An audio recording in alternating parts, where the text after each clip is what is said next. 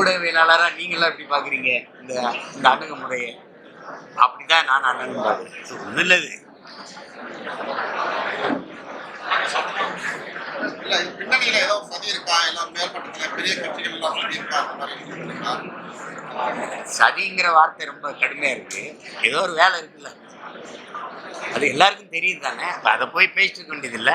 அதை எதிர்கொள்ளக்கூடிய வலிமை ஆற்றல் இல்லாமல் நம்ம இந்த இடத்துக்கு வந்திருக்க முடியாது. இப்போ ஓநாய்கள் அதிகமாக மேயிற இடத்துல வாழ வேண்டிய சூழல் வந்தால் அதோட அதை எதிர்கொள்கிற ஆற்றலை நம்ம வளர்த்துக்கணும். அவ்வளோதான். இது வந்து இதெல்லாம் எதிர்கொள்ள முடியாதுன்னா நம்ம இந்த இடத்துக்கு வந்திருக்க கூடாது.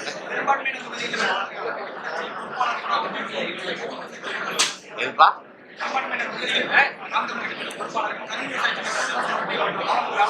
அது வரும். சின்னம் எங்கே போயிடும்?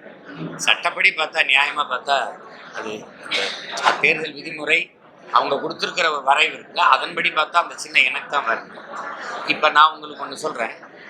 நான் ஏர் உழவன் சின்னம் கேட்டேன், அது ஒரு மாநில கட்சி கொடுத்துருக்குன்னாங்க. வண்டி சக்கரம் கேட்டேன், அது ஒரு மாநில கட்சிக்கு கொடுத்துருக்குறாங்க. அரிக்கன் விளக்கு கேட்டேன், அது ஒரு மாநில கட்சிக்கு கொடுத்துருக்குறாங்க.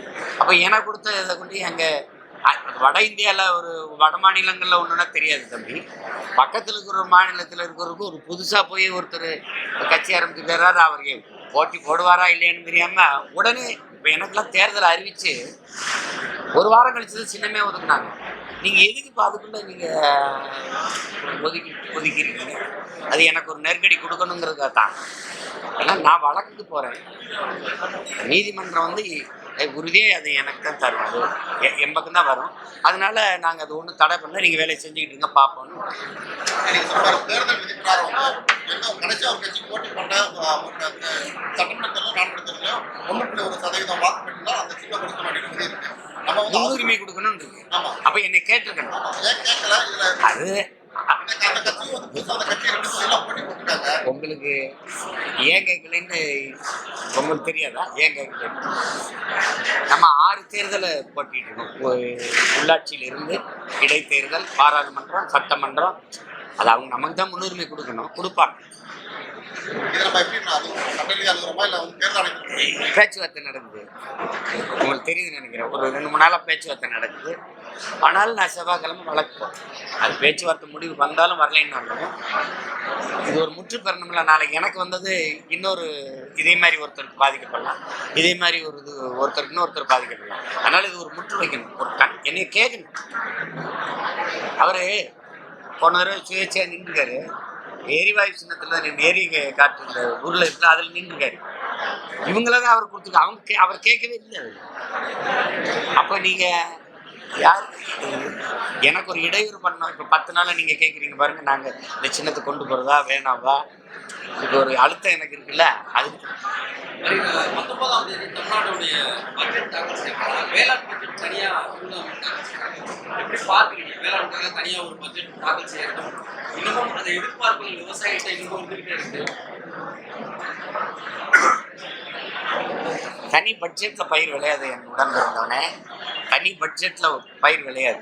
வேலை செய்யணும். நிலத்துல இறங்கி வேலை செய்ய ஆள் இருக்கா? வேலை செய்ய ஆள் இருக்கா? வேளாண்மைக்கு ஆள் இருக்கா? நிலத்துல இறங்கி உழுகாம உழைக்காம இப்படி பயிர் விளையும்? பட்ஜெட்ல விளையுமா? 10,000 கோடி பட்ஜெட் ஒதுக்கிருக்கு, இல்லை 1.5 லட்சம் கோடி ஒதுக்கி இருக்குன்னா உடனே கடை நெல்லும் வேளாண்மை விளைஞ்சிருமா தம்பி? சும்மா சொல்றதா? இது வரைக்கும் இல்லை. போன முறை இந்த முறை ரொம்ப நாளாக எங்கள் ஐயா மருத்துவர் ராமதாஸ் சொல்லிட்டு இருந்தாங்க. அப்புறம் நான் வந்த பிறகு அதை தீவிரம் காட்டினேன். அதனால இப்போலாம் தனி பட்ஜெட் வேளாண்மைக்குன்னு வருது. செயலாக்கம் பெற்றிருக்கா? போன முறை அறிவித்த நிதிநிலை அறிக்கை இருக்குல்ல வேளாண்மைக்குன்னு, அது ஏதாவது செயலாக்கம் பெற்றிருக்கா? அப்போ இந்த அறிக்கைக்கு என்ன வந்துடும்? ஒவ்வொரு முறையும் தேர்தல் அறிக்கை கொடுக்குறீங்க. போன தேர்தல் அறிக்கையில் ஏதாவது பலன் இருக்குதா? இந்த தேர்தல் அறிக்கையும் சேகரிக்கிறேன்றீங்க. அது எங்க தொகுதியில் இருக்கிற மக்கள்கிட்ட போய் பிரச்சனையை கேட்டு கொண்டு வரேன்றீங்க. 39 பாராளுமன்ற உறுப்பினர் நீங்க தான் 5 வருஷம் அந்த தொகுதியில் இருந்துக்கிறீங்க. மக்களின் பிரச்சனை என்னன்னு தெரியாம நீங்க பாராளுமன்ற உறுப்பினராக இருந்துக்கிறீங்க. இப்பதான் பிரச்சனையை கேட்க போறீங்க. எந்த பயனாவது இருக்கான்னு பாருங்க.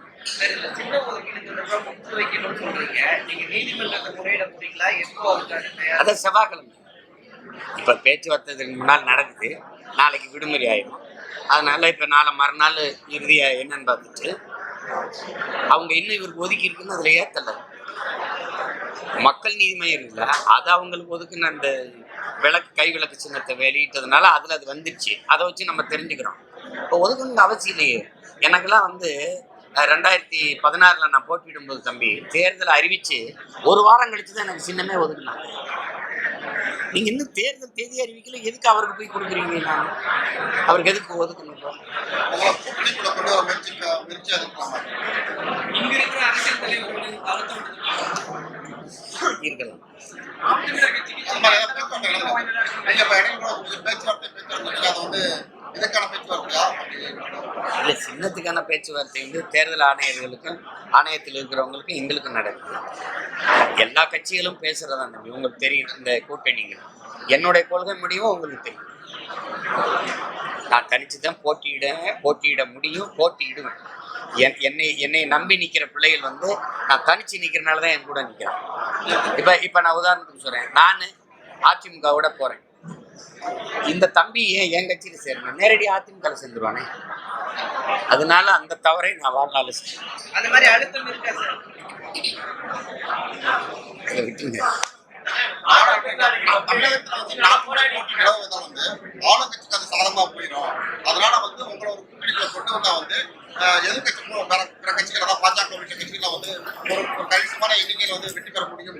அப்படின்னால உங்களுடைய 7% வாங்க பெறதான் இந்த சின்ன முடக்கம் பண்ணிடுறாங்க சொல்லி வம்படியாக அவங்க செஞ்ச பரப்புரை. அதில் கிறிஸ்தவர் இஸ்லாமியர் வாக்கு எனக்கு சுத்தமாக விழவிடாமல் பார்த்துக்கிட்டாங்க. பெரும்பாலும் நடுநிலையாளர்கள் வாக்கு அது விழலை. அப்போ அந்த மாதிரி சூழலில் அது எங்கள் அண்ணன் கமலஹாசன் அவர்கள் கொஞ்சம் பார்க்க பிரிச்சுட்டாங்க. இதெல்லாம் சேர்த்தா என்னோட விழுக்காடு வேறு மாற்றம்னு நின்று நினைப்பேன். இப்போ வந்து அதை நீங்கள் வந்து நான் போய் அவங்களோட சேர்ந்தேன்னா 7 இல்லை, எனக்கு 1.7 விழுமானே தெரியும். 0.7 விழுமானே தெரியாது. அதனால் இந்த கூட்டணிங்கிற பேச்சு அதுக்கு இடம் இல்லை. அது இதை விடலாம் நெருக்கடி நான் பார்ப்பேன். இதை விட நாங்கள் பார்த்துருக்கோம். அதெல்லாம் ஒரு பிரச்சனை.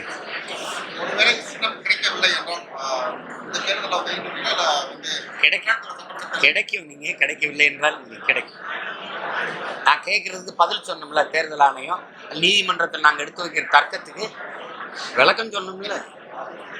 அப்படியே அவர் ஸ்டேட்டில் நீடிக்கும். எனக்கு என்னுடைய ஸ்டேட் 2, புதுச்சேரி, தமிழ்நாடு. நான் கர்நாடகா, ஆந்திரா, கேரளா, மகாராஷ்டிரா, டெல்லியிலலாம் எனக்கு அமைப்பு உலகம் பூரா கட்சி இருக்குது. நாங்கள் போட்டி போட போகிறோம். இந்த மாநிலங்களில் போட்டால் அப்போ வேறு சின்னத்தில். இப்போ மகாராஷ்டிராவில் நான் போட்டி போடுறேன்னு வச்சுக்கோங்களேன். அங்கே வேற ஒரு சின்னத்தை வாங்கிட்டு நின்றுப்பேன். ஆனால் புதுச்சேரியிலையும் தமிழ்நாட்டிலையும் எனக்கு இந்த விவசாய சின்னத்தை ஒதுக்க சொல்லி கேட்பேன். அதில் அவங்களுக்கு ஒன்றும் சிக்கல் இல்லை.